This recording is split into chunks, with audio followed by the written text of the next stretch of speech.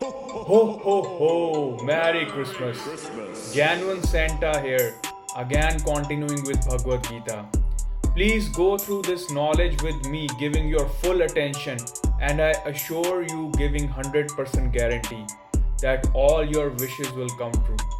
So let's continue with the knowledge. Yes, there can be such a relationship, like there is between a peg and a coat, that I can catch one of your words, make a peg, and hang whatever was going on inside me on that peg.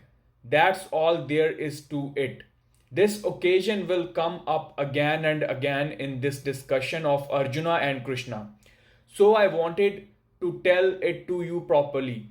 Arjuna did not hear at all what Krishna said. Had it not been said, such is the situation. Arjuna is going to listen to himself only. He is saying, these worshipable people, this Drona, this Bhishma, he must be thinking this inside. What Krishna is saying here, what Krishna is saying is happening outside the periphery of Arjuna. Whatever is going on inside Arjuna, this is what is going on. He tells Krishna that Madhusudan, these worshipable people, this beloved people, can I kill them? I am Arjuna. Keep this in mind. He did not listen to Krishna. So there was a question. God Osho, you told me professors are crazy. So earlier you were a professor of philosophy. Now you have become an acharya or a teacher. So you are available to us. It is our good fortune. So the fortune that Osho made. You just told me one thing about ego. So a question arises that without ego, projection does not happen. And there are psychologists. You are self synthetic. But psychologists say that without ego fulfillment, personality does not develop completely. And when you talk about egolessness, are you talking about annihilating the ego or annihilating the ego? So the answer is, firstly, I said the chances of any professor going mad are high. It is not said that one goes mad for sure if he is a professor. And secondly, it has not been said that all mad professors are people. So it is not even said that. The possibility is higher that all are mad professors, but it's just a probability. In fact, wherever the weight of so called knowledge is too much, the mind can become disturbed. Knowledge frees the mind. The burden of knowledge makes one mad. And knowledge which liberates comes from oneself. And the knowledge that drives one crazy never comes from oneself. It always comes from someone else outside. The second thing asked is that psychologists talk about developing the ego. I talk about reducing the ego to zero. Psychologists will definitely talk about developing the ego. Not all are psychologists. Buddha will not do it, Krishna will not do it, Mahavir will not do it, Freud will do, Erikson will do, they will do. There is the reason for that. Because for Freud or Erikson, there is no other truth higher than ego. So the ultimate truth must be developed. For Mahavir, Buddha, or Krishna, ego is not the ultimate truth, only a middle step. Egolessness is the ultimate truth. Brahm, not ego, is the ultimate truth. Ego is just a ladder. But for many people, even they don't have ego, they are just like following others. For some actors or some others, they are just they have their whole concentration over them. So you should be at least concentrating on yourself first, like your ego, yourself.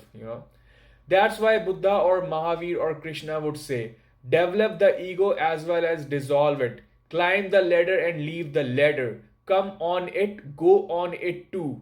Get up to it, even cross it. Since there is an existence beyond the mind, the last truth of the mind, the ego, will be the first step to be left for the existence beyond. If I want to come from my house to your house, then leaving the last wall of my house will be the first step to enter your house. The last limit of the mind is the ego. The mind cannot go beyond the ego, like above the ego. Since the Western psychology is considering the mind as the ultimate truth, it is appropriate to talk about the development of the ego. What I am saying is fair, not true. It is absolutely fine within limits. But the day the psychology of the West will realize, and realization has started already, the wall has started breaking down with Jung, and the West has started to realize that there is something beyond the ego. But even now, the experience that Western psychology is experiencing beyond the ego is happening below the ego. Beyond ego is not happening. There is something beyond the ego, meaning unconscious, lower than the conscious, not superconscious, not even ahead of the conscious. But this is a very auspicious time. At least there is something beyond the ego, which right now is at below level. And if it is below, then the hurdle of getting above is reduced. And if we accept something below the ego, then sooner or later it becomes possible to accept it above as well. Psychology would say that the ego should be properly integrated, crystallized. The ego should be properly purified, cleaned, and synthesized. This is individuation. This is the personality.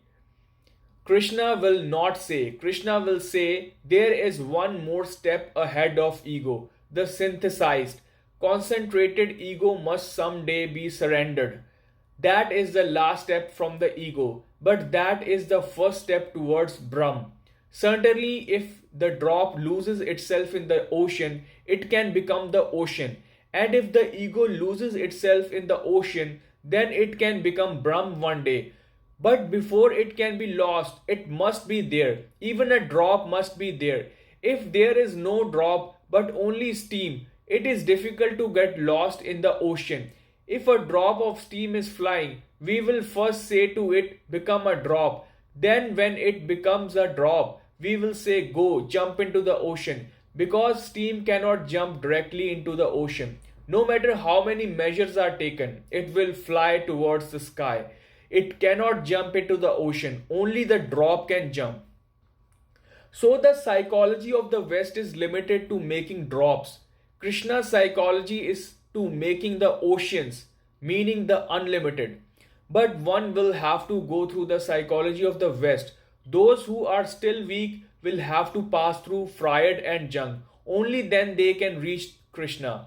But many of the vapor particles want to reach Krishna directly, and then they run into difficulties. Freud is definitely in the middle. He cannot be avoided. It is not the end, but it is definitely the beginning.